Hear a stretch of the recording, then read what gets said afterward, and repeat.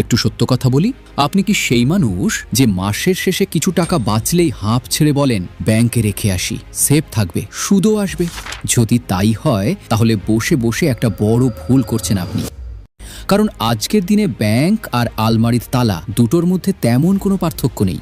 Bank আপনাকে বছরে দেয় 6 থেকে 10% সুদ, আর বাজারে চাল ডাল থেকে শুরু করে সব জিনিসের দাম বাড়ে 14 থেকে 16% হারে।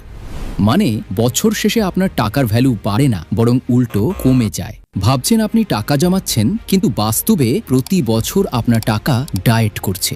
সহজ ভাষায় বললে, আপনি যতই কষ্ট করে টাকা জমান না কেন, সিস্টেম আপনাকে আস্তে আস্তে গরিব বানিয়ে দিচ্ছে।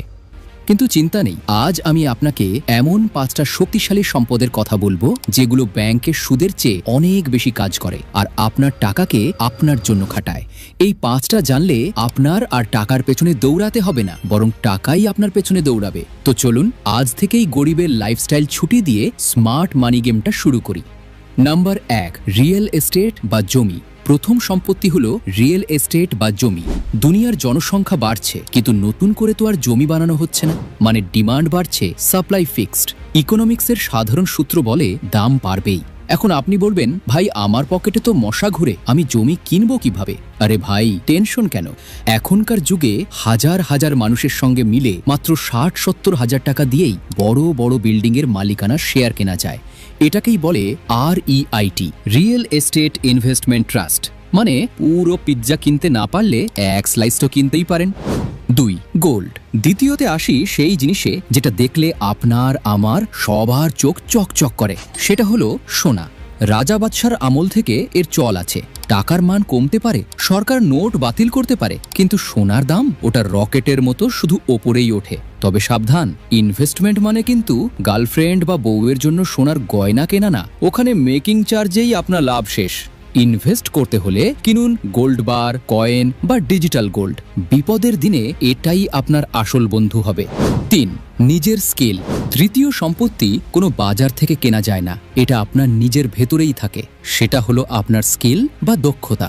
দেশের অর্থনীতি ধ্বংস হয়ে যেতে পারে, শেয়ার বাজার ক্র্যাশ করতে পারে, যাই হোক না কেন আপনি কিন্তু নিরাপদ। উদাহরণ, আপনি নৌকা থেকে পানিতে পড়ে যেতে পারেন, কিন্তু আপনার যদি সাঁতার জানা থাকে তাহলে আপনি ডুববেন না। ব্যাংকে টাকা জমানোর আগে নিজের মাথায় টাকা জমান।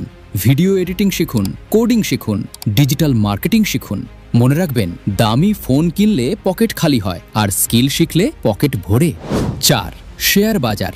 চতুর্থ নম্বর উপায়টা শুনে অনেকে হার্ট অ্যাটাক করতে পারেন, কারণ সেটা শেয়ার বাজার। মানুষ বলা বলি করে এটা নাকি জুয়া। হ্যাঁ, আপনি যদি না বুঝে সোনার দামে আলু কেনেন তাহলে সেটা জুয়া, কিন্তু শেয়ারের ক্ষেত্রে যদি দেশের সেরা কোম্পানিগুলোর পার্টনার হতে চান তাহলে শেয়ার বাজারই সেরা উপায়। ওয়ারেন বাফেট বলেন, সব ডিম এক ঝুড়িতে রেখো না।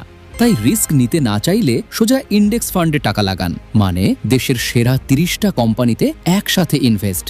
ব্যাংক যেখানে আপনাকে বছরে 6 থেকে 10% দেয়, স্টক মার্কেট সেখানে লং টার্মে 20% পর্যন্ত রিটার্ন দিতে পারে। 5, ডিজিটাল কন্টেন্ট। পঞ্চম এবং আমার সবচেয়ে পছন্দের সম্পদ হলো ডিজিটাল কন্টেন্ট। এই যে আপনি এখন আমার ভিডিও দেখছেন, আমি হয়তো ঘুমাচ্ছি, ঘুরছি, তবুও ইউটিউব আমাকে টাকা দিবে। এটাকেই বলে প্যাসিভ ইনকাম। আজই একটা ইউটিউব চ্যানেল খুলুন, একটা ব্লগ লিখুন, অথবা ছোট কোনো অনলাইন বিজনেস শুরু করুন। শুরুতে কষ্ট হবে, কিন্তু একবার দাঁড়িয়ে গেলে বস আপনাকে আর পায় কে? ঘুমের মধ্যেও টাকা আসবে। তো বন্ধুরা, সারা জীবন গাধার মতো খাটবেন নাকি টাকাকে আপনার পেছনে খাটাবেন, সিদ্ধান্ত আপনার। ব্যাংকে শুধু বিপদের দিনের সীমিত টাকাটা রাখুন, বাকিটা কাজে লাগান। ভিডিওটা দেখে যদি মনে হয় মাথার বুদ্ধি একটু বেড়েছে, লাইক দিতে ভুলবেন না। কমেন্টে জানান এই 5টার মধ্যে কোন উপায়টা আপনার সবচেয়ে ভালো লেগেছে। আর এমন কন্টেন্ট পেতে সাবস্ক্রাইব করে আমাদের সাথেই থাকুন। দেখা হবে পরের ভিডিওতে। টাটা।